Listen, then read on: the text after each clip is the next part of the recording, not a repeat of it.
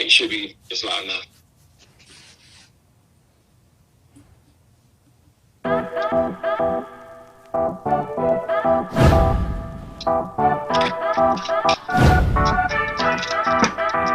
Hey y'all, I just want to do a little intro on my book and why you should buy this book. First of all, this book was laid on my heart to write. You'll tell me when people are watching, right? And that they should not settle, and to empower women, to educate women on some games that some men play, and the mistakes that they are making in relationship and picking and choosing the man. And I want you ladies to understand this right here. A queen is a woman that have high self-esteem. She know her worth and her value. A queen is like a state of a mind, how you feel about yourself. I talked about a soul tie. What is a soul tie? I got, scripture on where I get a soul tie from, where it comes from, how to break the soul tie. That's chapter number 6, is how to break the soul tie. Till you love yourself first, you're not going to attract the type of love that you need from a man, because you don't know what love is until you first love yourself. And self-love is not just looking good, putting on makeup and all that stuff. That's part of it. But but self-love is you becoming a better version of you in every aspect of your life. Mentally, spiritually, physically, financially, finding your purpose. That's when you really gonna have self-love. And that's what I teach y'all in chapter 11. You need to leave a relationship. Once you read chapter 12, if you in a relationship with a toxic, wrong boy, I guarantee you're gonna leave that relationship. Hey, listen to me, queens. Get you a copy. Queens don't settle. I guarantee you won't be disappointed. And maybe not buy one copy, buy a copy for somebody else. Share with somebody else. Share this book, because I need to get the queens to get this book into their hands, to let them know that you are a queen. And you may have settled in the past, but you can put your crown back on your head and walk in royalty like God created you to walk in. The link to get this book is going to be in the description box. If you're not subscribed to my channel, subscribe to my channel. Click that bell so you get notified when I do videos. Every time I upload a video, you'll get a notification. Hey, God bless y'all. This is Coach Rod. Get your copy of this book. We'll talk soon.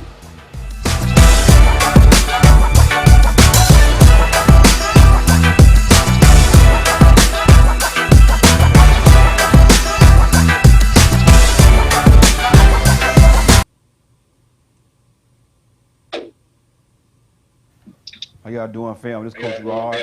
Welcome to the Coach Rod Show. Today I have a special guest.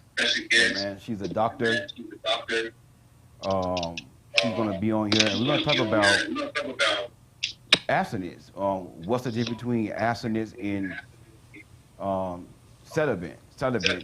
And we're going to talk about what is real abstinence. What is real abstinence? Because a lot of people, don't know what real abstinence is. Don't know what real abstinence is. It's a feedback coming. Ask Dr. Stephanie. Dr. Stephanie, can you turn down the phone? Her phone? Say that again. Turn on your phone. It's a feedback. Okay. How's that? But like I was saying, first of all, I'm gonna say this right here. That's perfect right there. Let me say this right here. I'm a kingdom coach, and I teach, kingdom principles when it comes down to dating. I teach God's way. I don't teach the world way, and that's why me and a lot of people bump heads, because I'm not, with this young, new school stuff that they got going on in this generation, that you can be kingdom and still fornicate. I come from an old holiness church, and and that stuck with me. That stuck with me, and I just don't believe, you can be, a kingdom person and then live a lifestyle of fornication. Now let me say this right here: you can be a kingdom person and make a mistake, and fornicate and sin. It could happen. You know, we're not perfect. We're not perfect. And we're going to talk about it tonight, you know. We're not perfect. But deliberately living a lifestyle of sin. That's what I'm talking about. You know, I understand nobody is perfect. Nobody's not going to make all the right choices. You know, so let me put that out there. I get that. You know, I have not made all the right choices, even as a Christian. You know, as a Christian, my Christian walk with God, you know, I shocked some people the other day, and I was telling y'all, when I was a young Christian, I was talking to this young girl, went to her house. She had a friend over there, her house, and the friend wasn't finding her. In my mind, like, dang, you know what I'm saying? You see what I'm saying? That's the mind of a young man. I was in my 20s then. But I have grown from that. I'm not that same type of man no more. You see what I'm saying? But that's the thing I want y'all to know. So I'm going to be real with y'all. I'm going to be real with y'all. And I say some things that shock people. You see what I'm saying? But to live a lifestyle of sin, you know, you can't be kingdom and deliberately sinning. You know, you have to be, if you want to be on God's side, you got to be on his side. Can't be straddling the fence. So on this channel, I'm teaching, you know, God's way, abstinence. Okay? And this is what I tell, you know, a lot of my followers, my subscribers, you know, it's best to do it God's way. You see what I'm saying? And that's what we're going to talk about tonight. What is real abstinence and what's the difference between abstinence and celibacy? And I brought a guest on here tonight because I want you ladies, because most of y'all, except Swaggy, most of y'all are females on here. I probably got some other men that watch, but they watch from a distance. They don't comment, but I know Swag on here. I know my boy Swag. I saw my boy Swag in the house. So I brought a young lady on here so y'all can hear from her, you know, her testimony and her experience dating. And I'm not gonna say too much about her because I don't, you know, I want her to introduce herself and let y'all know her credentials and everything. So Dr. Stephanie, how you doing?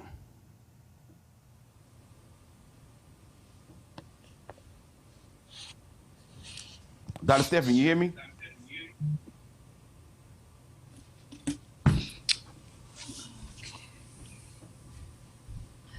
We having a little technical issues. I don't think she can hear me. Dr. Stephanie, can you hear me? I don't think she can hear me. Okay. So, like I was saying, you know, we're gonna have her come on here. And she's gonna give her, you know, her experience in, you know, courting and dating, whatever, as a kingdom woman, and you know how it is being abstinent and stuff like that. You know, and I want y'all to hear from a woman's perspective as well. You know, so Dr. Stephanie, can you hear me now? I can. Dr. Stephanie, can you hear me? I can. I can hear you. Are you able to hear me? She still I can hear you. Okay, hey, how you Are doing? you able to hear me? Hey, I hear you. Okay, so Dr. Stephanie, go ahead and introduce yourself and let everybody know who you are and what you do. Yes. I am Stephanie Belton, and my doctorate is in behavioral science. And one of my cognates was marriage and family. So I spent quite a bit of time working with couples and families in a therapeutic setting. So I was excited when Coach Rod asked me to come on today and just join the discussion. So I'm glad to be here. Thank you. Yeah, it's good to have you on, Stephanie, and it's just so good to see a young woman, you know, your age and doing a lot of great things, a single woman at that, you know, single mother, also a single mother who's, you know, got something going for herself, you know, young, you know, got a doctorate degree, and, you know, and it have not been an easy road for her when it come down to dating and stuff like that. Okay, we're gonna have to talk. So, abstinence. So, Dr. Stephanie, what is your definition of abstinence? So, abstinence is defined as abstaining from one type of sexual act or category or more. Usually when people abstain, they abstain from all sexual connections, but really abstinence is defined kind of individually, because some people will abstain from parts of sexual activity, but then they'll do other activity, and some people abstain altogether. I think that what God expects us is a totally different thing, but just addressing abstinence, the word itself, it's basically abstaining from sexual activity. If that makes sense, which is a little bit different than celibacy. Those two words are used interchangeably, and oftentimes people don't quite understand one or the other. They can be different, especially depending on who you are.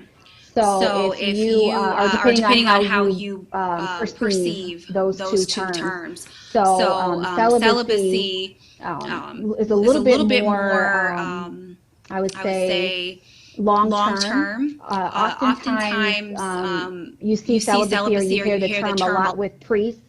You hear it with a lot of religious connotation to it, because typically it's a vow to abstain from sexual activity, but also to abstain from marriage as well. And for most people who take an oath of celibacy, it's usually over the lifetime. So that's a little bit different than abstinence. You may be abstinent currently while you're waiting on finding your purpose partner or your spouse. And then obviously that celibacy that abstinence is going to come to an end. So one is kind of like a means to an end, and one is potentially over the lifespan, if that makes sense.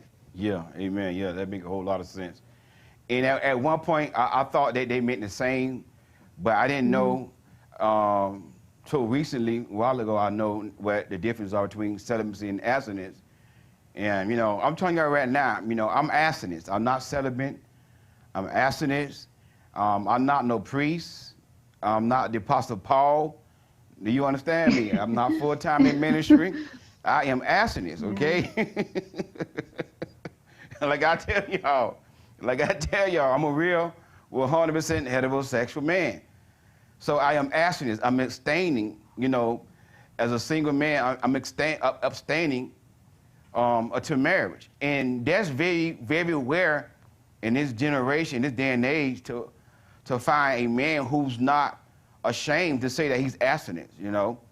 Some men are abstinent, but they don't speak out about it. They're afraid to say it. But I'm not ashamed to say that I'm an abstinent man, and my goal is to be abstinent. Even when I court somebody, we're gonna be abstinent until we get married. Right. Can I highlight something you said that I think is important? You used the word shame, and I think that it's very true. Nowadays, people are afraid to admit that they're abstinent, afraid to express where they are in their spiritual journey, because now the larger social context, that's really not what we're seeing. It's almost like the world's perspective is kind of liberal, right? Do whatever you want, do what feels good, make it work for you. It's kind of like the types of messages that we're receiving. And so it's almost like we've become the minority, those of us who believe that there is a necessity to be abstinent, if there's a necessity to refrain from sexual activity until you're married. We almost become like the unicorns, because largely the world is a little bit more liberal, if that makes sense. Yeah. You make a whole lot of sense. And the culture that we in does not promote abstinence. The culture that we are in, a sex crave culture, and that is the reason why so many people are not getting married, because the culture that we live in just say, hey, why get married just do this, do that, do that. Yeah. It goes against, you know, the principles of God. You know, you know. Now I want to say this right here.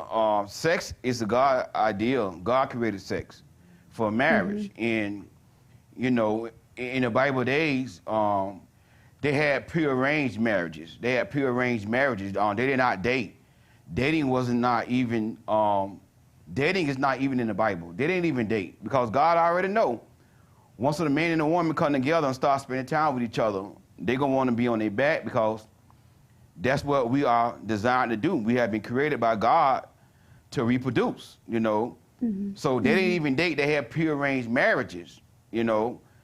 And I know we live in a time now where we can't do that no more. Things have changed. So now, you know, as kingdom people, we have to, you know, take our time and I like to use the word court. Court is a little different than dating. You know, courtship is with the attention of marriage. Dating is really no attention, you know. So I like to use the word court, you know, and I think kingdom people should court each other to get to know each other and to collect data to see can there be a marriage, you know, and the best way to do that is abstaining. What you say about that, Stephanie? Yeah, no, I want to peel back the layers a little bit because I think you touched on several really important key things. And I definitely agree with you on abstinence really allowing two people an opportunity to see each other through a lens of clarity. And I think that's huge, hugely important. And for any women that are out in the world now interested in dating or wanting to date, I think that exactly what the Bible tells us about relationships is exactly what we need to follow, because the Bible really can be seen almost as a love letter from God.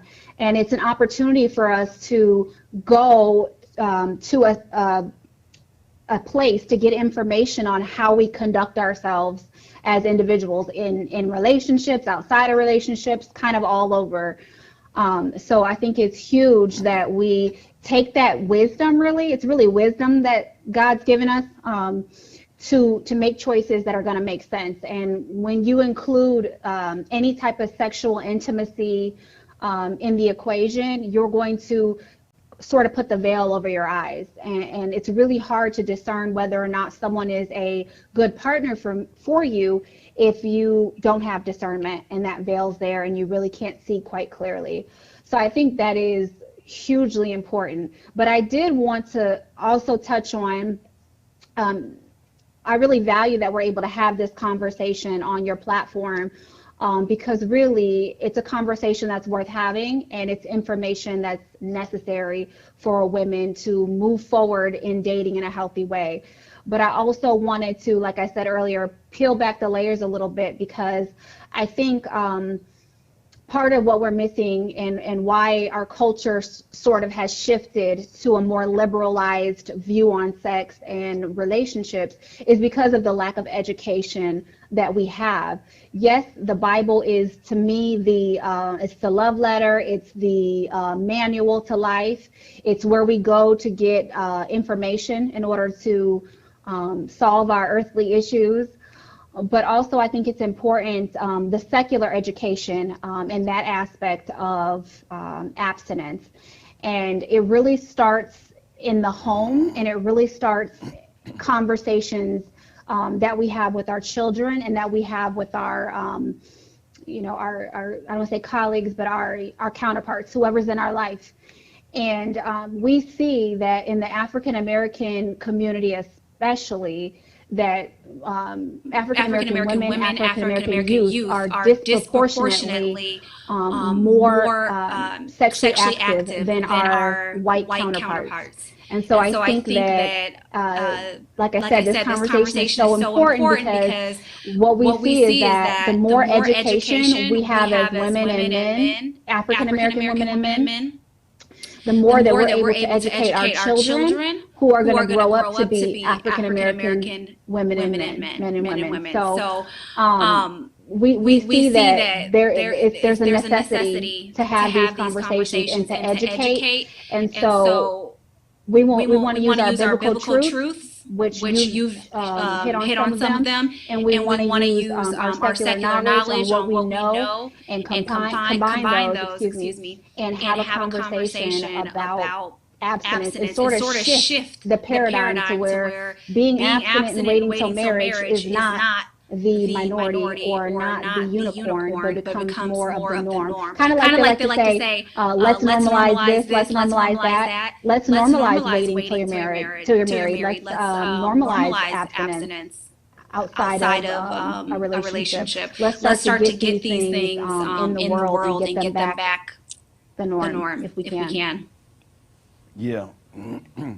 I've seen some comments on YouTube. They were saying they hear, some people say they hear echo on your end, on Stephanie's end.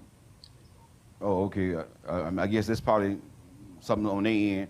But yeah, you touched on a lot right there, Stephanie. And it's all about being educated and stuff like that. It's all about being raised right, and you know, and that's the main thing right there. You know, I'm coaching, you know, and I coach young teenagers, and young girls email me, and, you know, 18, 19, and they already, you know, on their back. And, you know, at one point, I had to start reading emails. I was getting so many emails of you know, young women just, you know, laying down for a man, you know. And I try to teach the teens, like, you too young to be dating. I've had 16 years old reaching out to me about you know, a grown boy, you know, running behind a grown boy already at 16. You know, I got a sister in Christ. She's you know, a friend of mine, whatever. I know her. And she have a daughter. I think her daughter like 19 and 20, 19 going on 20. And her daughter is not focused on them boys. Her daughter is, you know, focused on her education. She teaches Bible study on Facebook. And she say guys come up to her and ask her for her number. She tell them she's not dating right now. That's what I'm talking about. She already, that's a queen. I'm not dating right now. She not stunned no boy right now. She too young. 20, 19 years old. Come on now. And I tell you, the young ones to sit down somewhere. You see what I'm saying? So you hit on a lot of things, Stephanie, but like you say, education and back to, you know, how you know, a lot of us are being raised, you know, and that's where it comes from. And that is why the world is where it is now. We got so many single parent homes because we are taking the thing that God created for marriage and we are bruising it, just doing it outside of God's will. Now it created all these sexually transmitted diseases and stuff like that. Unwanted pregnancies, you know, baby daddy, baby mama drama, separate homes, you know. Just the consequences of not being abstinent is not doing it God's way. Yeah. Absolutely. And I like how you just touch on what you said about your sister in Christ and her daughter who's not even considering dating. I want to say something that is really towards the youth, but then I want to connect it to womanhood. During our youth, it is so important that we are not getting involved in serious relationships and really relationships at all. And that's for several different reasons. We see from a scientific standpoint that the more our youth, so our young girls, 14, 15, 16, 17, the more that they are entering into relationships, we see that they become sexually active. That is almost a result of entering into those intimate relationships. And as we see girls go into relationships at 14 and 15, if those relationships become long-term, like say they're still with the same boy at 16, still with the same boy at 17, they're more likely to actually begin having premarital sex. So the best advice you can give to your youth, to your children, to the the young people around you is to stay out of those serious relationships. Try to focus on education. We know that obviously education is powerful. That's just common sense. But staying out of those relationships is going to be a huge way that they can navigate through their youth without running into problems with really facing pressure from either that partner or from their peers to become sexually active. And in connecting that with womanhood and those of us women who are above the age of 18, we just have to remember that when we're in a season where we don't have a compatible partner, when we don't have someone who loves the Lord as much as we do or wants to dedicate themselves to living in God's will, under God's will and in God's way, then we really need to consider not being in those relationships, one, and really shifting our focus from relationships to more to other things, whether that's educating ourselves, taking care of our families, maybe that's taking up a hobby, maybe that's growing in our purpose. You talk a lot about purpose. Maybe it's that, but it's almost like being an alcoholic and going to the bar. If you're struggling with abstaining, then you don't need to put yourself in a situation where you're going to have a hard time resisting temptation. You need to divert your energy to a different place where you can strengthen yourself and really grow in your journey spiritually and become a little bit stronger of a Christian, and then be able to shift back to potentially dating. But definitely, if you're struggling with abstinence, you don't need to be out dating right now. You really need to shift that energy to another direction until you have that strength to really be out there again dating, when you have confidence and boundaries in those things. So yeah, and and that's why, Stephanie, I got to keep doing what I'm doing. I got to keep doing what I'm doing because, I got a teenager that follows me. She watches my videos on YouTube. And when I started doing my videos, I never expected to have teenagers looking up to me and everything. Mm-hmm. But she followed me also on Instagram, and she DM'd me and said, "Coach Rod, you make me laugh. You very funny. But because of your videos, I'm abstinent. And me and my friend, we watch your videos and we laugh at you." So, and that really touched my heart to see that, I'm being an example to teenagers who don't have that male figure in their life, and they looking up to me. They're watching my videos, and I was like, wow, that really done something to me. So that's why I got to keep doing what I'm doing, because mm-hmm. it let me know that I'm needed. I'm needed, I'm in my purpose. It's definitely needed. Yeah, I'm in my purpose, and it made me feel so good to hear, a young person, a teenager saying, "Coach Rod, I'm a virgin because of you." And that's where, I come in and that's why I wrote my book and everything like that, because, women don't understand, and sometimes women think I put more pressure on them than the man when they come down to that right there, because some women think a man not supposed to try to get them on their back. And this is where they go wrong at. Well, man should do the right thing too. Mm-hmm. But I want y'all ladies to understand, the average man is wired to get you on your back. He's been taught that his whole life. The majority of men is coming in your life. I'm gonna say that here, all men that come in your life, even the kingdom man who wants to marry you, that's not his motive, but he want that too. He a kingdom man, but he want to do it in God way. You see what I'm saying? Mm-hmm. It's just in the man nature to try to come and get that. So as a woman, you gotta turn that down. You gotta turn that down. Don't expect a man, unless he, somebody like me, abstinence and he got a purpose. I'm one of a kind in this generation. I'm unique. Mm-hmm. When I come into a woman's life, I'm coming in her life to court her with abstinence and to wait till marriage. But, so many women out here just giving their bodies up on a casual basis. Just having casual, sex. Like, come on. I mean, not even to my marriage, no commitment, no relationship, but then, I mean, and I said this before, I'm going to say this again. If I was a grown boy in this generation, I would never get married. Because there are so many women would let me get them on their back without even a commitment. Casually, just meeting up. Come on. Men ain't gonna never respect, y'all like that. Men ain't gonna never respect y'all like that. You see what I'm saying?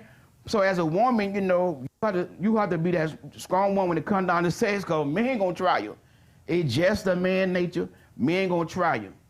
When the man come in your life, you gotta have and I always tell women, keep your guards up. You cannot trust a man. You can't even trust me. Now, I'm a good man. I'm a kingdom man, but guess what? I'm not perfect. You see what I'm saying? King David was a kingdom man, but look what King David did. And King David already had wives. And like I say, I don't even trust myself. So that's why, like, when I court a woman, I set boundaries. They listen, I'm not going to tongue kiss you, because I know when I start tongue kissing, it's going to get me, it's going to be hard to be asking this, and then I'm tongue kissing her. So, when I court, I will kiss her on the forehead, The Bible say what? Greet with a holy kiss. So I'm going to give her a little holy kiss on the forehead. You see what I'm saying? We got to set the boundaries while we are courting and trying to get to know one another. Going in each other's houses and places and stuff like that, that's very dangerous. Spending one-on-one time, that's very dangerous. And I have coached, clients who started off doing Bible study with a man, going over to that man's place, doing Bible study, praying together, and that man using Bible study to get them on their back. You see what I'm saying? This is what's going on. Mm-hmm. So, we got to be careful out here, and and when that man come in your life, if he the real man that God have for you, is he a kingdom man? He gonna be abstinence with you. He gonna push abstinence, and he gonna be willing to wait for you. Agreed. I agree with that. I think you touched on a lot of really good points. One being, I think that women, we have to understand that God designed us very specifically to come together, under a union and to co-create together. And so it is natural, not just biophysically, but just how intimately we're created by our Creator, that men are going to want to have sexual contact with women. If we weren't attracted to each other, if we weren't drawn to each other, how would that work? Exactly. So we have to think about the bare bottom, the basic principles that make sense, right? Men are going to have to be attracted to us in order for us to enter into a covenant with them and to go from there. So I think we have to stop thinking that because men are attracted or because they want to maybe, engage with us in a sexual way, that makes them demonic or that makes them a bad man. Amen. That's natural. That's the way that God designed both women and men to be. So it's nothing unusual about that. I think it's having the discipline and the wherewithal to not engage. I think that we learn a lot about men when we look through that from that perspective, right? If they are able to control themselves and have a fruit of the spirit, right? Discipline. If they're able to have discipline and self-control, then that is going to be a partner that is more geared to where we are in our journey. If we're abstinent, if that's the journey that we're on right now. So if that's the journey for you, you're going to want to make sure whatever man that you choose has principles and morals and values that align with yours. And it's not going to be that they're not attracted to you. So again, like I use the alcoholic at the bar analogy, same thing. If you have two people who were designed to be attracted to each other, and they are, it is crucial that there's boundaries that are set between the two in order to facilitate a dating or courting situation that doesn't lead to temptation. And like you said, a lot of that's going to be controlling your emotions as far as not kissing them when you know you want to, or not getting close to them in that way, maybe not having body-to-body contact. It's going to look different for everybody. But I think overall, you make an excellent point that really we have to make sure we have boundaries, because anything without boundaries is not going to be successful. And then you'll find yourself sort of in this cycle of being back at the same place every time. So I think you really hit the nail on the head with that one. And it's something that we really have to grow. That's why I don't recommend women who are maybe not strong in their beliefs, or maybe not rested, in their place, in their journey with God, maybe to hold off on dating until they grow a little bit more spiritually. Amen. And they're a little bit stronger. Their stance is a little bit stronger, as far as what they believe and what they value.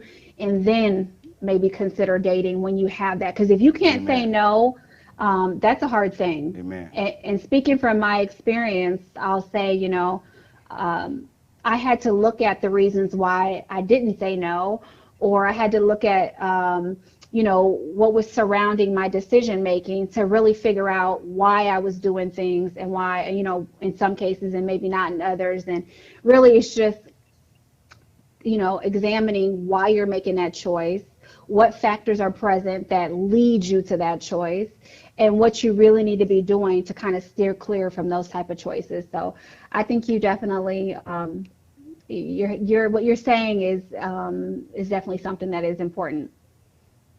Yeah, and Dr. Stephanie, I can hear the education when you talk that you're a very educated woman, and you deal with the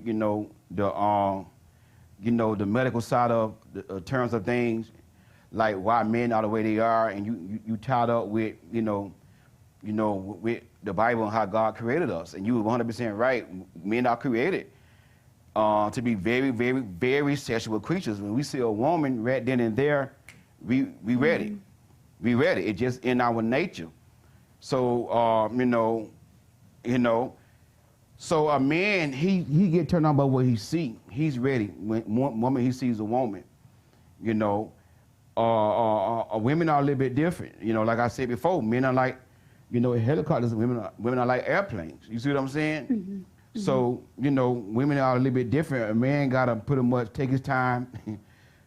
Majority of women, but you got some women, they hotter than a firecracker. They worse than men, Lord Jesus. But in most women, you gotta take your time and woo, to get, you see what I'm saying? And that's what a lot of men know, and that's what a lot of men do. So, like Stephanie said, as a woman, and I told my client this here the other day, I said, take a break for dating and work on yourself. Get my book, read my book. She brought my book. Read my book.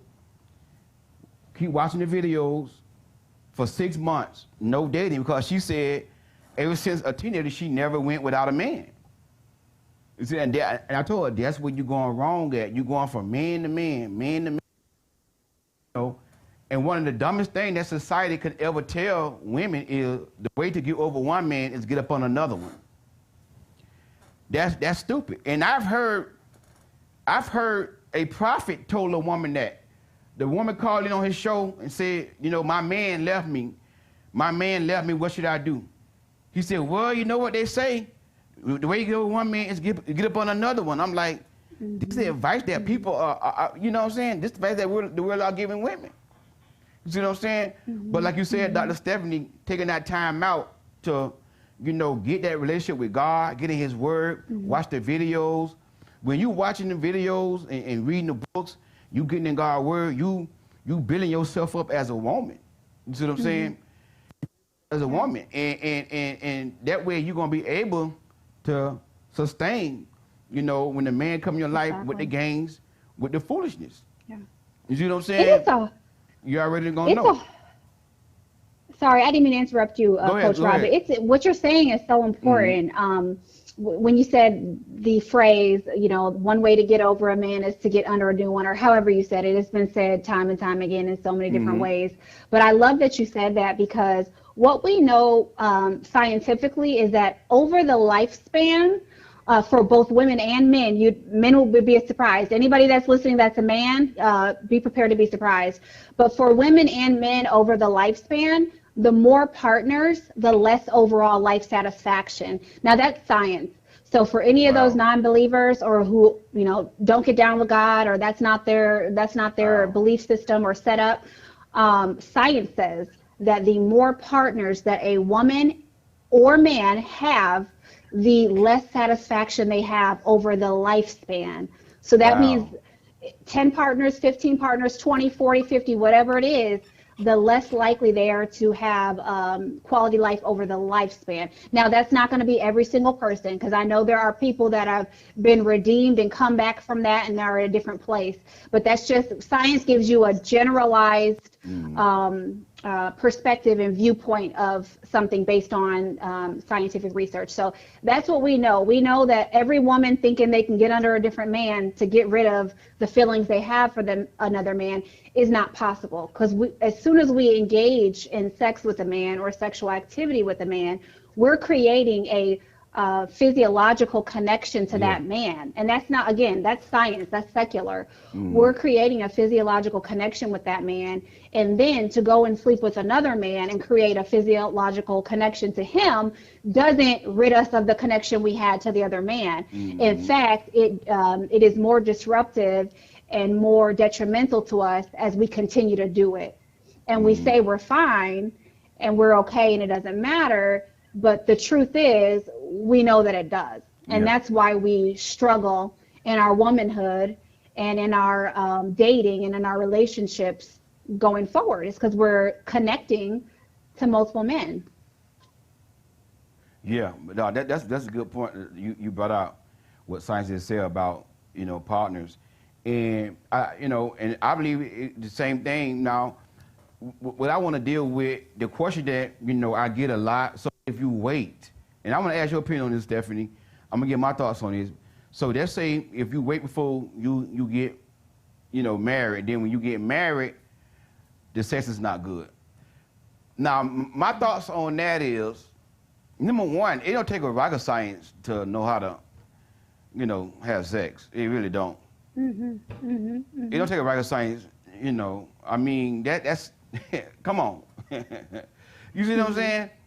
Now, I think my opinion on that is a lot of people have so many sexual experiences to the point where it's hard to satisfy them. I don't know, Dr. Stephanie, maybe science can back this up, but they have so many sexual experiences, now it's hard to satisfy them.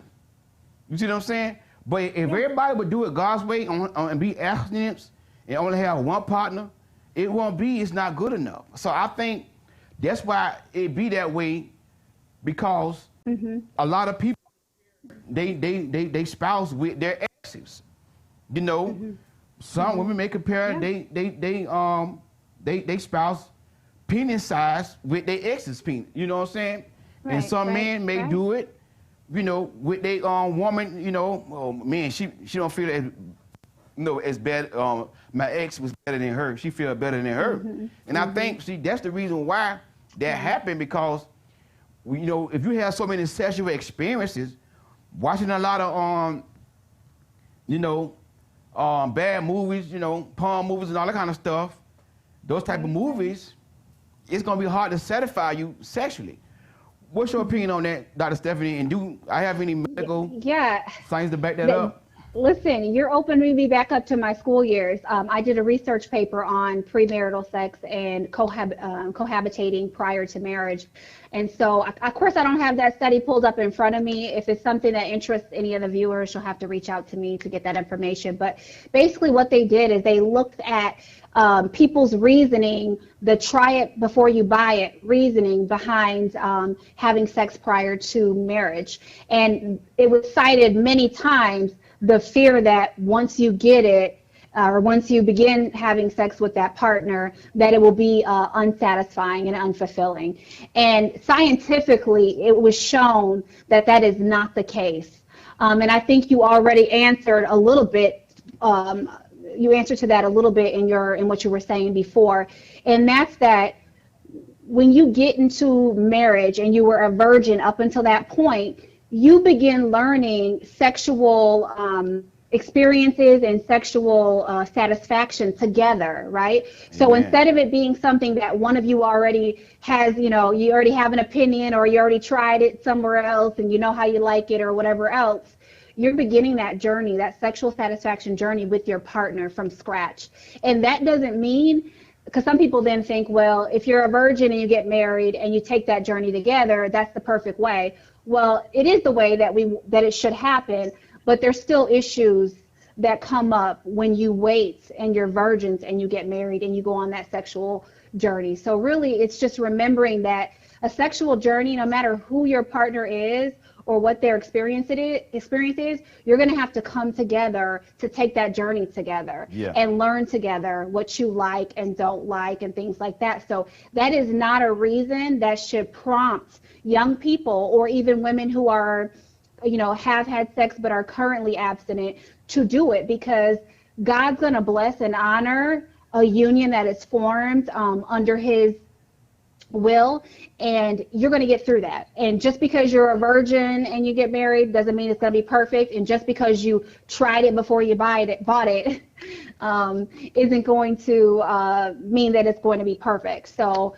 it's something that I think you have to consult your Heavenly Father about, and it's a journey you have to go on together. So I would just suggest to viewers that have had sex before and are considering abstinence to kind of rest and be reassured that when you have partnership and you get married, you and that partner will be able to come together and figure out a way that you both can be sexually satisfied. There's really no reason why you shouldn't be able to. So please let that die and let that not be a reason to keep sinning and staying where you are. Amen. That is so true. That is so true. I read some of the comment. Erlene said hammer is satisfying, period. Yeah. Crazy. Yeah. But anyways, you're right. And that's the thing, and that's a beautiful thing, you and your purpose mate going on that journey, learning one another together. And listen, when you engage and y'all finna get married, I had this conversation. What you like in the bed, what you don't like in the bed. Yeah. Like for an example, I remember one woman, that I was with. She let me know that she don't like rough sex. She don't like really rough because of what happened in her past. She was violated, whatever, and the guy took it, whatever. Sure. So she let me know, okay, we were having a mature adult conversation about what we don't like, what we do like. Some people. And you don't have to. Go ahead. Sorry to interject, Coach Rob, but you don't have to have sex to have a conversation too. I just want to clarify that having that conversation when you're engaged is appropriate. It's the actual engagement or the physical part of it that isn't probably where you need to be at that point. But having the conversation is healthy. People think that you just wait till you get married and then you learn everything. No. You've got to learn people before you get there. That's the thing. Y'all gotta have an adult conversation about the bedroom, what y'all like, what y'all don't like, what gives you off and all that right there. So when y'all get married, y'all had this conversation. Just do it. You know what I'm saying? It's not rocket science. To me, having sex is not rocket science. I talked, me and this girl, we talking. She let me know what I like it like this. I don't like this. I don't like that. Okay, so now, you know what I'm saying? And what I like, what I do like. You know what I'm saying? Like for me, don't beat me. Don't tie me down. You ain't doing none of that. I don't want nobody to beat me, tie me down. Now, some people into all that kind of stuff. I'm not into that. You ain't finna be tying me down. I want to have my hand free. Don't be tying me down. You see what I'm saying? But everybody got their own thing what they like. We need to discuss going down. You see what I'm saying? If if you don't like that, hey, I don't like doing that. Hey, I don't like doing that. And if y'all can't come in agreement on that, then hey, I don't think we compatible in that area. And that's the thing, you have to be compatible in one of the areas that you got to be compatible in is, sex, talking about it, getting to know one another, and sometimes you got to compromise, on certain things like that too, Yeah. Yeah. I think I would argue that people who are afraid to marry without having sex with the partner first are probably struggling more so with their fear of intimacy more than probably anything else, because ultimately intimacy is a journey that you take with that person, and it does start with conversations, and it does start with transparency and being honest and saying what you like and don't like, and maybe connecting some of the dots to your history. But I think more importantly, it's a journey that you take with that person, and so it is not going to be perfect. I don't think anything is designed to be perfect. So there is very well possible that there'll be some concerns, and some of them will be possibly legitimate. And you'll work through those things as you grow in your intimacy and you grow in your sexual satisfaction, and grow and move forward. And I would also say that, it's huge. Intimacy is huge. I think that without real, true intimacy, you really can't have a thriving marriage. You really can't have a long-term relationship. So we really need to make sure that before we come to the table, we've resolved some of the issues, because some of that could also be that person having a history or a past that lends to them feeling that way. And if they don't heal that up or shine some light in there, open the door, let whatever's in the closet out, it's going to be really hard for them to forge a unity, a united, way forward with their new partner. So I think it's important to not come to the table until you've kind of resolved some of your own issues, and then come with the mindset that whatever happens to you after you get married, if this is your true partner, you're going to work through it. And if it's related to intimacy, I can assure you that intimacy is a journey, and it is going to take some effort, some maneuvering, some figuring out, some, decisions and such. So nobody's just going to, it's not perfect for anybody, I guess is what I'm trying to say. And sex is important. It is. I wouldn't say it isn't. But there's so many other factors that really have to be considered in addition to that too. So you just want to make sure that you don't have this thought process of, I need to find the best person I'm sexually compatible with, because the best person that satisfies you sexually could be the one man or the one woman that destroys your entire life. So you just have to come ready to say, okay, if it's not perfect and he doesn't, perform to my dreams, I can work on that with him and learn him and him learn me, and then we can grow intimately and sexually in our future. That's real good. That's deep there. I like that. Wow. That is so deep. That is so true. I saw a comment, and somebody, I guess they don't understand you, Stephanie. They said, so is she for it before marriage? So I know if you want to answer that question. I guess sex, if you for, they actually is you they say, so is she for it before marriage? I guess you're talking about sex. Am I for sex before marriage? That's what somebody asked you in the comment on YouTube. Did I hear that right? Am I for sex before? Okay. So where I stand on it is, I'm a single woman and I have 3 children, and I'm just speaking honestly, and I haven't been married. And part of my journey has been that I wasn't ever educated. Nobody ever taught me the importance of marriage. Nobody ever taught me the importance of waiting.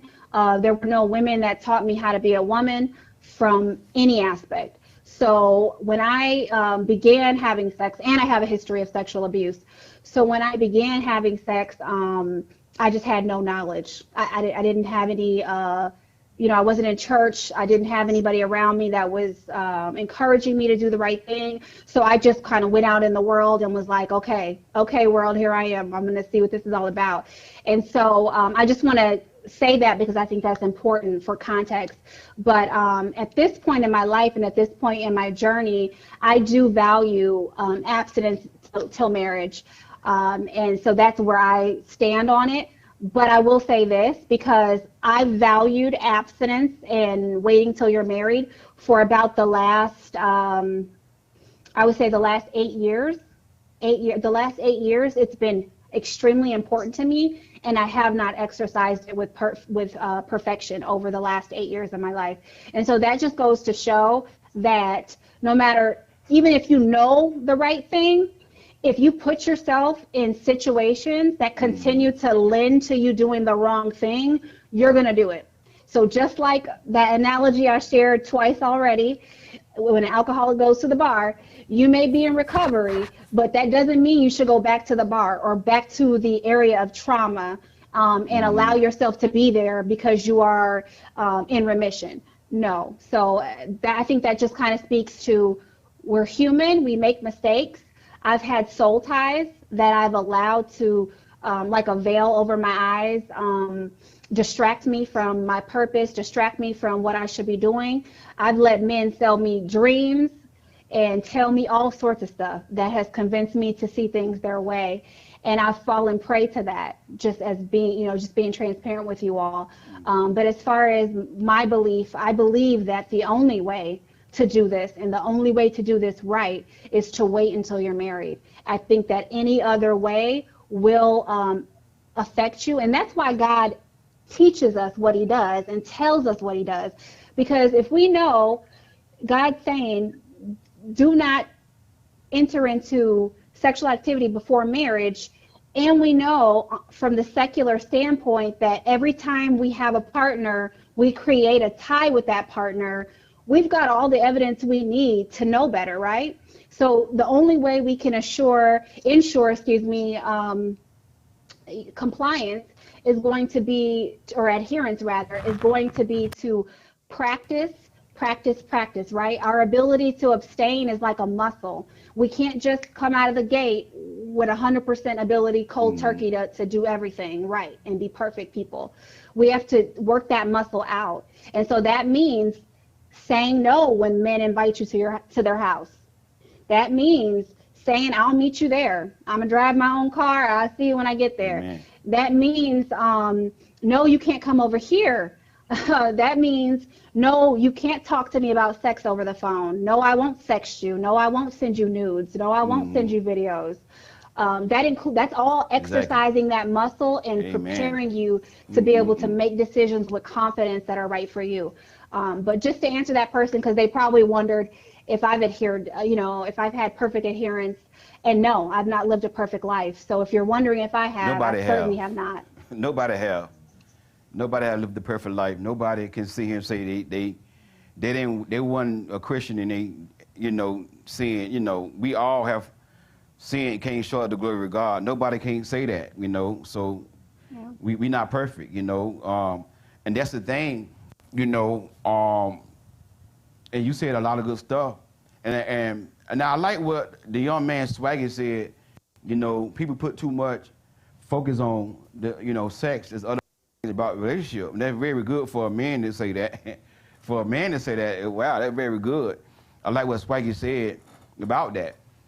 But like how you were saying, setting no boundaries, Stephanie. That's why I've been going over this a lot lately. And sometimes it's like I maybe repeating myself, but that's what a teacher does. If I keep on getting new clients that didn't hear my videos I did 6 months ago about don't go over man's place, then I'm like, so you must just not be following me. Yeah, I just started following you 2 weeks ago. Oh, so you didn't see the video I did 6 months ago? No. You see what I'm saying? So that's why I keep going over these boundaries in different ways. I did the 10 Commandments of dating. Don't go to a man's place. When you start inviting you to the place for dinner, the answer is no. You see what I'm saying? Like you said, drive your car. Meet him there. It's even more, to me, it's even more, it's like I said, I liken it to a muscle because I think that really speaks to it quite a bit, because even in things you're listening to and the things that you're hearing and the people you're surrounding yourself with, that's all things that you have to consider when you're trying to forward in a new direction. If you're listening to, and I love hip hop too, so please don't get me wrong, but if you're listening to Thotting It Out by Meg Thee Stallion, you're going to feel some type of way about that. Not even just her, but any other music that is sexual or talks about sexuality a lot or talks about sex. I'm a sexual being, so if I listen to people sing about sex all night and all day, I'm gonna have a hard time in the future not trying to engage in it because I'm listening to it, I'm watching it. Wow, that's a good point right there. That's a very good point what you said. We have to pay attention what we are around. And I have known some women, you hanging around the wrong type of women. You a woman, you trying to grow in your walk with God, you trying to be abstinent. Some of y'all gotta keep keep y'all circles small. I have experienced some women abstinence for years, 6, 7 years abstinent. The men invite them to their place. They call their loose booty friend, they call loosey goosey, and get her advice on it. That's your boundary. Don't call your loose booty friend for no advice. Stand on your boundary. Right. They call their loose booty friend, and he gonna lose booty. Right. He gonna lose booty. Girl, going over that man's house, girl, y'all ain't got to have sex. He ain't gonna never get no man like that. You know one thing I hate? When women tell other women, you ain't gonna never get no man like that. Your response should be, I'm not trying to get no man. He supposed to be trying to get me. That's the problem. Yes. Women are being taught how to get a man. Then she kept her behind on there, over to the man's house, give it up. Then after the man do what he do to her, he ghosts her. No call, no text, delete her number, block her and everything. Now she with the guilt of what her little booty friend said. Stay away from those little booty friends. Love them from a distance. Try to have someone in your circle. I learned this a long time ago, but I recently read a book on sexuality by Dr. Julie Slattery. And I would advise or recommend that to any woman who's on the fence or in the early part of their journey, or just really anybody who's interested. But really having at least one or two godly women in your life from which you go to. And this is not perfect, because I think people confuse godly with perfect. Nobody's perfect. Exactly. So you may have a godly woman in your life who's made mistakes or has a history. But I'm talking about someone who is currently in their journey with the Lord and prays and worships and reads their scriptures, and somebody that you can call and say, point me in the right direction of what I should be reading, what book I should be in the Bible right now based on where I am. But you need someone who is going to be unapologetically honest with you. Not someone who's going to condemn you or belittle you, but someone who is going to help convict you. Someone who's going to say, you know what, Stephanie, you know what, Amy, that's really not the right thing for you. And let me tell you why I think this probably isn't best for you. But you got to also be teachable. And I think that's the problem with a lot of us. I know a lot of women, and I know I've struggled with it myself, is that we're not always teachable. We know everything and we already figured everything out, but yet here we are in the middle of chaos. So clearly we don't know everything. And so we got to keep a teachable heart. We have to be willing to receive information from other women and from other people. And when people are our wise leaders and the women in our life who are godly, when they give us information, we can't know more than them. Otherwise, it doesn't function. It doesn't make sense to have someone in your life to pour into you if you can't be poured into, right? So that's just true. Keep an open mind and an open heart, but keep at least one or two women around you who have an understanding, and you will know a godly woman by her fruit, right? So you're like, well, who do I have that's godly? Well, if Shirley is at church on Sunday, but down at Magic Mike's on Tuesday, then she's not going to be the right person to set as your go to, right? You need somebody who you will know them by their fruits. And I think all of you probably know what that means, so I won't go into that. But just pick a good, solid leadership and companions around you who are going to be a friend to you, a friend to your dating, a friend to your future, a friend to your marriage, right? Pick people who are in it for you and not in it because they have a dog in the fight, if that makes sense. Yeah. Yeah, that's the truth. We all need somebody that can pour into us. And Erlene said accountability partner. That is so true. You know, having that accountability partner. I want to say, if anybody have any questions, we're not gonna do the call in because of issues we had. So if you want to ask a question, I'm gonna read the question in the comment. If you have a question for me or Dr. Stephanie, you can put it in the comment. I'm gonna read it and then have me or her answer the question. But you know, having an accountability partner, that is true. A woman that can pour into you. And I always tell women this right here, you know, a lot of women wait till they get with a man and the man dog them out, then they want to get coaching. You know, if you're a single woman and you are dating in this generation, you need to have your coach, a permanent coach that you work with, that you can trust. And when you start dating a man, you need to start booking sessions. Don't wait till the man drag you in the mud, get you on your back. Now you want to call the coach crying and complaining. You ain't called me before. You see what I'm saying? I could save y'all a whole lot of foolishness if you called me before. You know, some women I know, and a friend of mine, they hide they man, they hide they from me. They hide they man from me. And then when she had a man from me, she got dogged out and she on the job passing out. Right. Yeah. Why you gonna hide the man from me? What she should have done was, okay, my friend named Coach Rod, my brother in Christ, his name Coach Rod. Let me get his advice first.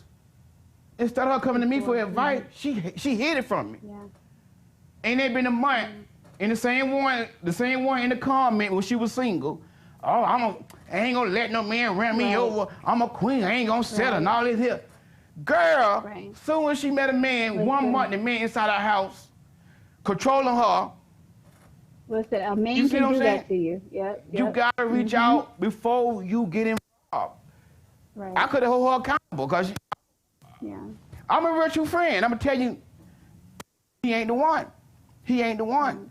But I always leave it to make your own choices. But I tell women and coaches say, so he ain't the one. Yeah.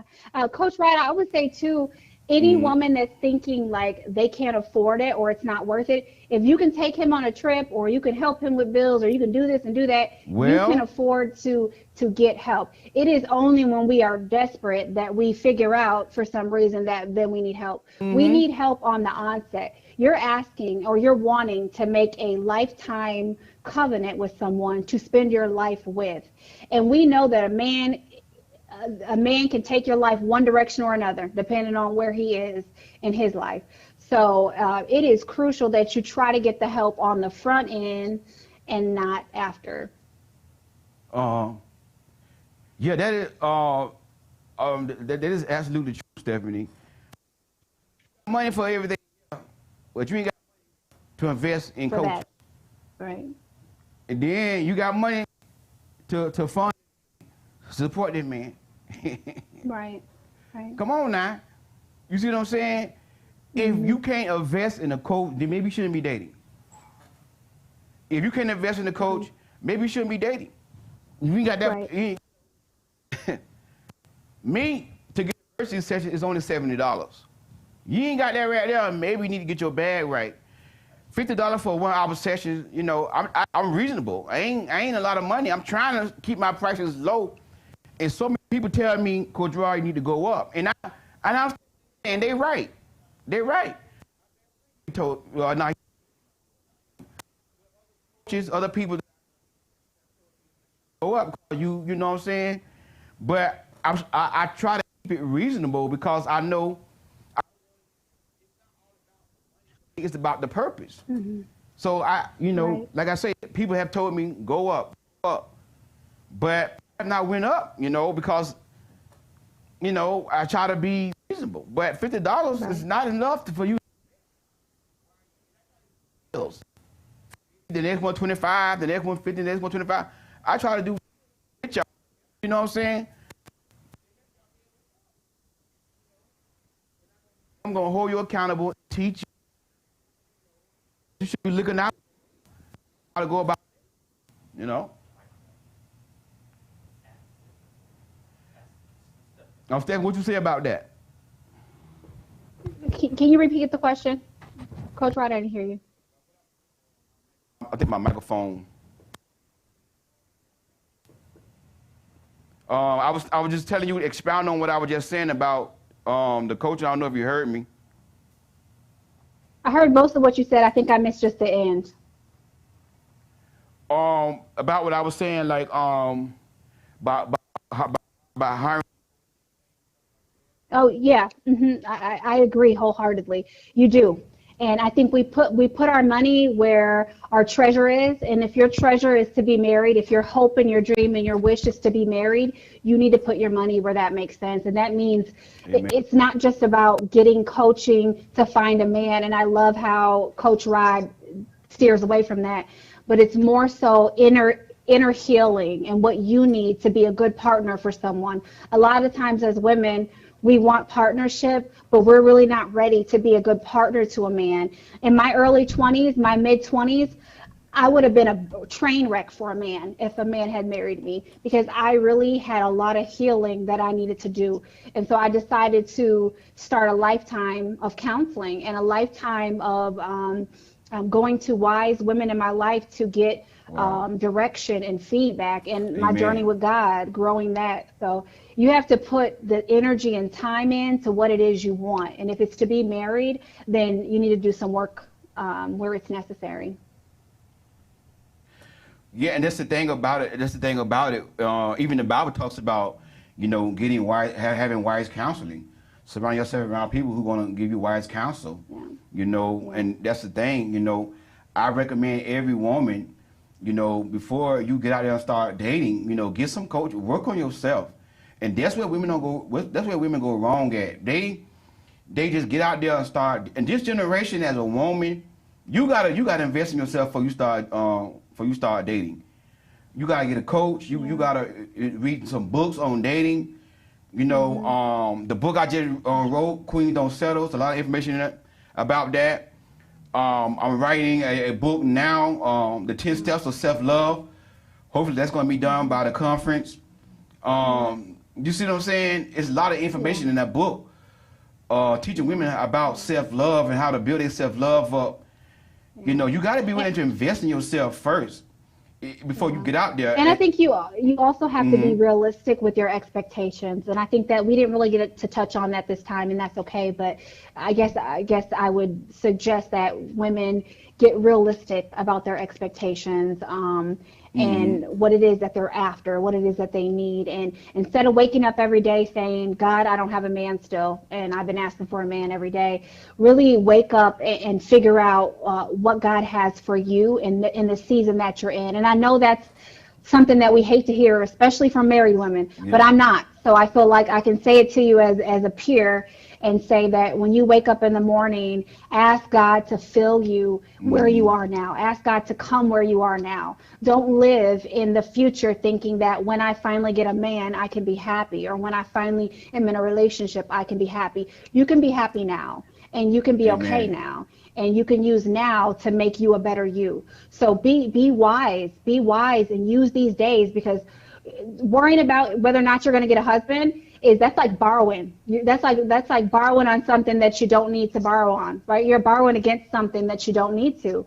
You don't even know if you're going to live till next Tuesday. So live today and be fulfilled today, because we don't know when our last day is, and we don't want to spend our days crying for not having a husband every day. And that's not to say that marriage is not important or a husband isn't important. It's just to say, ask God to come where you are now and to fill in the gaps so that you're not making bad decisions. So you're not up at 2 a.m. sexting, so that you're not in the same man's bed that you know you shouldn't be in. That you need to invite God in order to prevent that from happening, because otherwise you're going to find yourself in this endless cycle. So just try to have realistic expectations and allow God to come in and be with you where you are. That's right. And that's right. And depend on God to make you happy. Stop depending on people to make you happy. It very good both ways. You know, because you depend on a human being to make you happy, you're gonna get let down. Happiness comes from God and it comes from within. And that's the thing I think a lot of women make is they depend on a man to bring them happiness, you know, and you know, you gotta find that, you know, without It's a man, and you job. gotta find that inside God. Job. Amen. Yeah, it's an inside job, so you can't it's not an external deal. Man, we've been going on for a while. This is so good. I don't want to cut this Thank off. you for having me on. I don't know if there's any more questions for me. I know I've talked to you all to death. I don't know if anybody has anything. Yes. Anybody got any question for Dr. Stephanie? Such a wise young lady, a woman of wisdom.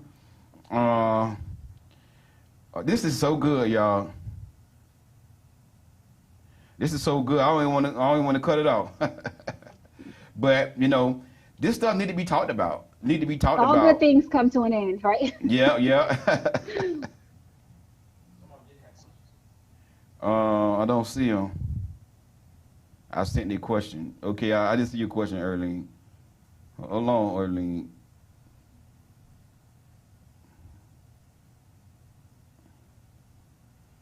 Erlene, you might just do it again. Cause I don't see your question. You got a lot of questions. I have a God in my husband.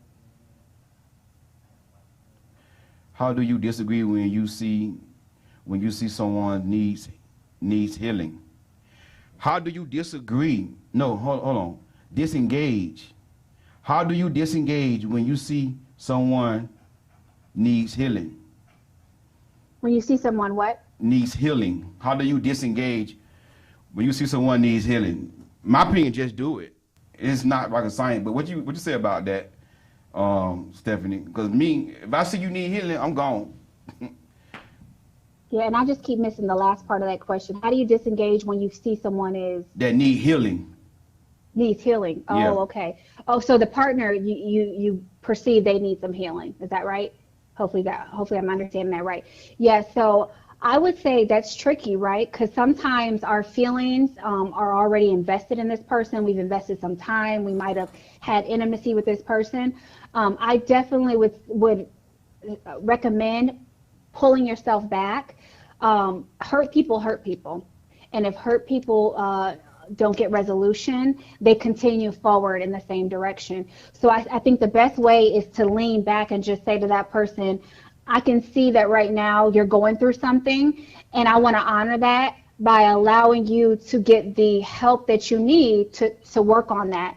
And if they don't want to work on that, they're probably not going to be a good partner for you, because you want somebody who's going to be wise, make good decisions, and be someone you can rely on. And someone who is hurting with no desire to reconcile that hurt isn't going to be that kind of man for you or that kind of woman for you. So I would say you step back, and that's hard. It's almost like when we step back and give our kids space, but we have to allow for there to be some space for that person to heal. And sometimes we don't always understand that, but there definitely needs to be some space in order for healing to come in and do what it needs to do. So I would definitely try to have a conversation and be honest with that person, tell them what's on your heart.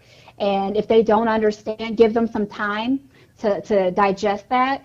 But if they don't want to get better, you have to move on. Yeah. And I'm so glad, Dr. Stephanie on here, giving y'all, a woman's opinion on stuff, on things, because, I'm a man, I'm different. I can't relate to y'all women. That's why I said, to me, just do it. But women, y'all, when y'all get more emotional into it with a man, that's much harder for y'all to disengage. But me, if I'm not happy, if a woman dogging me out and she need healing, I'm gone. I'm going to be happy. I don't care how good the banana pudding is. I don't care how good she cook. Listen, the banana pudding can be so good, you throw up in the air, it turns to sunshine. If she need to be healed, if I'm not happy, I'm gone. I would cut you out so hard, but I'm a man. Yeah, we're a little more emotional than that. So And when we love hard. Exactly. And when we have a man we want, we don't just walk away from a man that we want. Yeah. So that's why I'm glad you're on here, Stephanie, so you can relate to these women more, because, yeah. Now, Erlene said, what was the turning point in your life that made you realize your unhealthy choices, Stephanie? The turning point that made me realize what? Sorry, I keep missing the last Made you bit. realize your unhealthy choices. What was the I'm turning sorry, point what? in your life that made you realize your unhealthy choices? Oh, yes. So you know what? I picked up on them in my youth because of the natural consequences of some of the choices I was making. But I'll tell you this, I was in a situation with someone that I thought I loved and that I thought loved me. And in that situation, it was revealed to me that we weren't in the same place. Me and that person were in different places, and we had different expectations and different goals. And I had not been abstinent in that relationship. I was sexually active in that relationship. And so I realized in hindsight that I had stayed in that relationship far too long because I was blinded by the lack of clarity because of being intimate with that person. And then not only did I see this relationship falling apart, not working right before my eyes, but I also had discord and dysfunction running rampant throughout my life. And when you are sinning, you are being pulled away from God, and dysfunction runs rampant in your life. Your life becomes chaotic. And all of a sudden, work was hard, being a mom was hard, being at home was hard, everything, being in school, everything was hard. And that's the thing, we don't think that that our sexual decisions, like being abstinent or not, impact the other areas of our lives, but I would argue that they do, and that you will not grow in any area until you have discipline in the area of sexuality. Until you become disciplined and under self-control and under God's divine power, you're going to struggle in your life in other areas that are non-related to relationships. So if you're not getting a promotion after a year and you've been working your butt off, these things that we're doing, if we're sinning, that is a direct impact of that. So I would argue that as you clean up sin in your life, God will open new doors for you. Because if he can trust you with your body, he can trust you with other responsibilities. Amen. Amen. That's a good answer to that question. And that's why I brought Dr. Stephanie on here. I'm not gonna bring some more young ladies on here because I don't know it all. I really don't. Now I can tell you from a man perspective, but you know, you need to hear from a woman too, because Coach Rod don't know it all. You hear me? And I'm not embarrassed to admit that. So I'm gonna have some more guests on here. Next Saturday, I'm gonna have another guest on here, another beautiful woman of God, kingdom woman, on here. Another Saturday, I'm gonna have my sister on here, my spiritual sister in Christ, Prophet Diana. She's gonna be on, giving her testimony about what God has done in her life, how God wrote her story, her love story, how she met her man of God, her kingdom man, her boo, her ride or die. Let me stop. She got her man, you know, her protector, her provider. And, you know, I want to have her on here to encourage the singles to let y'all know that, you know, God have that God-fearing man out there for you. So that's what it's all about. Because like I tell y'all, Coach Rod, I don't know everything. And y'all know me, I'm humble. I'm very humble. It's not about me. I can't do nothing without God. I can't do nothing without God. And you know, people call me this guru, relationship doctor, the king and all that here. I don't let that stuff get to my head. I really don't consider myself as a guru or none of that stuff. I'm just a humble servant of God. And I don't know everything about relationships. I'm learning every day like y'all. Amen. You know, I'm just a humble servant of the Lord. But Stephanie, it's good to have. I'm so glad I brought you on. So You are very. Hang in there, ladies. Yeah, you are very good to the women. And I see a lot of comments. A lot of women really enjoy you, Stephanie. I can take a call? Yeah, I think you can. Okay, we're gonna try to take some phone calls. Okay. If you want to Did call you want me in. to stay in? Did you want me to stay on, or did you want me to exit? Okay. If you want to stay on, you can. It's up to you. Well, Yeah. I can, but if it's not a question for me, I can. It's whatever you need. Yeah. Okay. Well, I mean, cause I don't want to, 'cause I know it's been a long time. Everybody not long-winded like me. So if you got something you got to do, it's okay to, No, I'm committed. I'm long-winded Okay. like you. So All right. Yeah. I I'm mean, I committed. want you to stay on because, I want the women to really, ask you some questions and you can, Yeah. pour into them, as well. They might want to ask me a question, but I get a lot of questions, and things like that. But, it's good to hear from another woman, as For well, who sure. don't make mistakes. And that's why I want you to understand this right here, Stephanie. That's why, you made those mistakes. See, God got a way of turning our mess into a message. You see what I'm saying? The mistakes that you made, you can use that to help other women. If you never did anything wrong, how you gonna help other women? You see what I'm saying? So, like they say, it's even in the Bible, what the enemy, meant for bad, God turning around for your good. You know what I'm saying? So, your voice is needed. A lot of women need to hear, hey, I did that. Hey, I was in a relationship that was not the will of God for my life. Yes, I messed around before marriage, whatever. But, I've learned my worth and my value and stuff like that. Women need to hear that, but if putting them on the screen, if you want to call in, just dialing them on the screen. We wasn't gonna do the call in because we didn't know we was gonna be able to do it, but he tried something. But if you want to ask me or Stephanie a question, you can call in. I don't see them on the screen. Now I know I ain't crazy. Huh? Did anybody see the number on the screen? The call? Well, I am crazy, but there you go. I see it on Facebook. 914-205-5622. I see it on Facebook, but I don't see it on YouTube. 914-205-5622. One of my moderators put the number in the comment.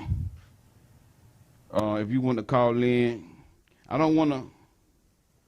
Okay, now I see it on YouTube. Okay, there you go. You want to call in? You want to ask me or Stephanie a question? Go ahead and call in at this time. Try to close it out in a little bit because I don't know what Stephanie got planned. But if you want to call in, go ahead and call. And you want to ask me or ask Stephanie a question, and go ahead and do so. But yeah, and that's the thing, Stephanie. That's why I'm glad you came on because women need to hear from a woman as well. Somebody call it. Women need to hear from a woman as well. So I'm glad you're on here. So if you want to ask a question, please call. Don't wait till I get off live, then y'all be calling. I'm live now. Go ahead and pick up the phone, start calling. If you watch it from your phone, get your iPad and watch from your iPad and call on your phone, or you watch it from your computer. Call on your phone. We got a caller. How you doing? Welcome to the Coach Rod Show. Go ahead with your question. You're on the air.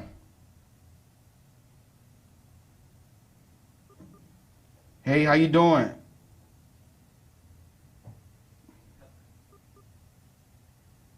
Did they hung up? Hold on 1 second. I'm trying to connect it.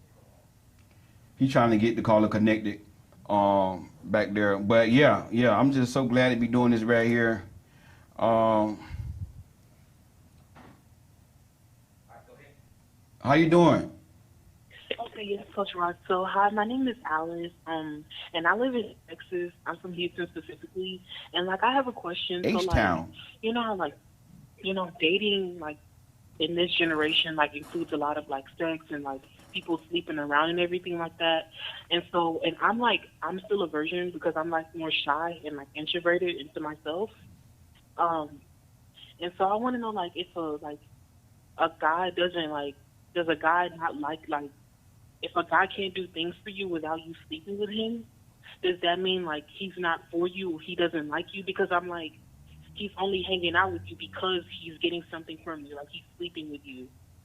So it's like if you're not gonna sleep with him and he won't do those things, like does that mean, I don't know what I'm like. I'm just,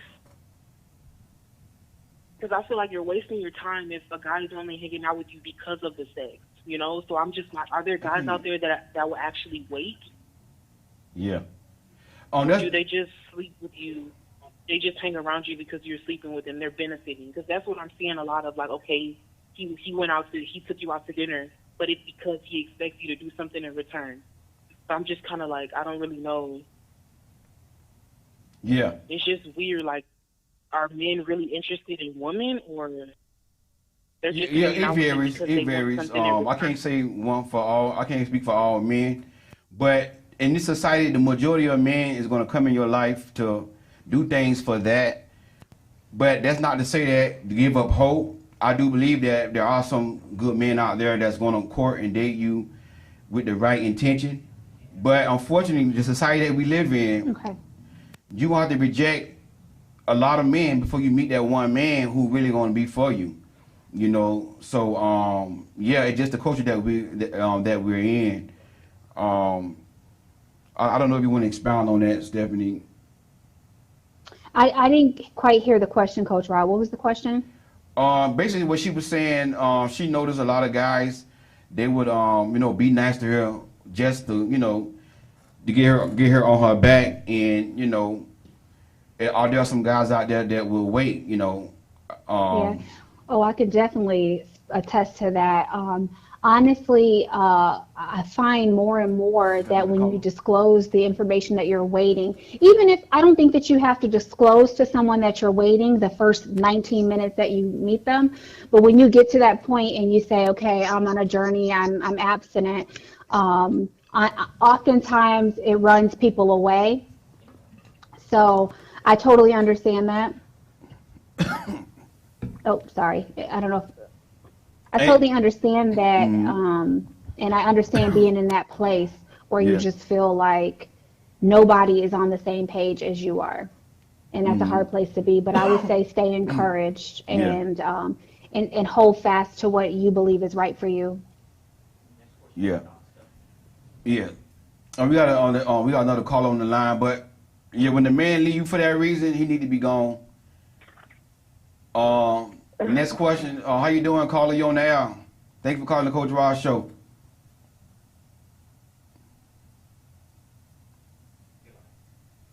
Hey, go ahead with your question. How you doing? Hey, yes, I have a question for Dr. Stephanie. Dr. Stephanie? Okay. Dr. Stephanie, can you hear the caller? Go ahead with your question.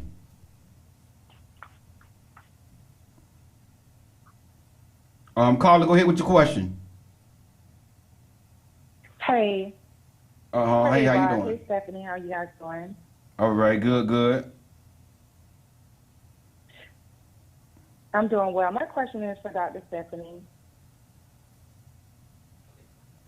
So my question is,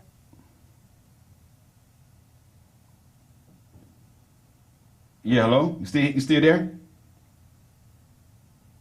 Yeah, so my question is for Dr. Stephanie. I want to know how would she recommend handling a public breakup?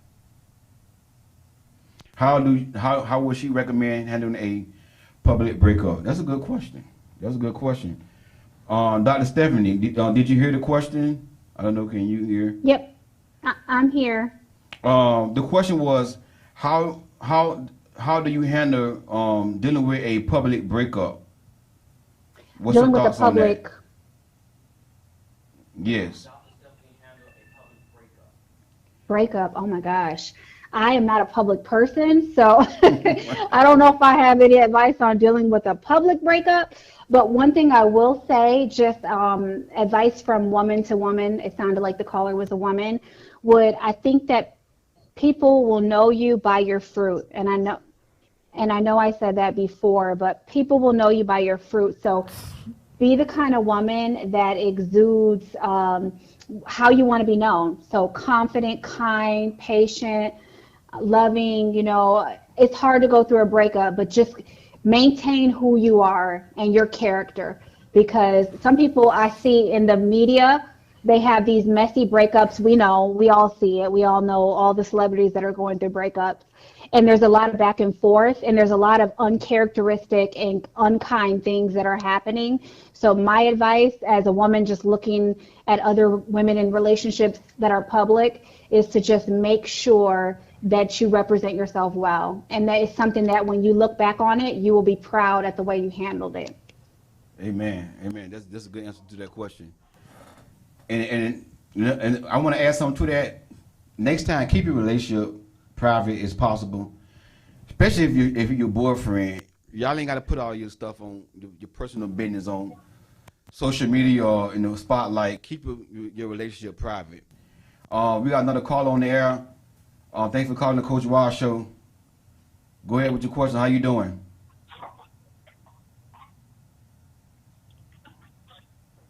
Hello. Hey, how you doing? Hi, good evening, Dr. Stephanie. This question is for you. I appreciate and respect everything you've conveyed thus far. I've heard you mention that you have 3 kids, 3 children. My question for you is, how would you handle a love interest in your life concerning your children? Okay, good question. Dr. Stephanie, did you hear the question?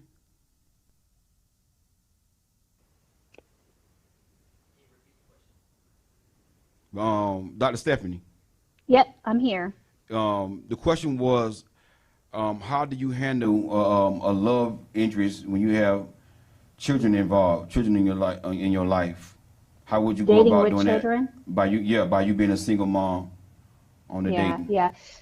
So I think that's very hard, and you got to be very careful. And so the first thing that I began to do when I separated from my ex, we weren't married, but we were together for a good amount of time, and we had children that came from that relationship.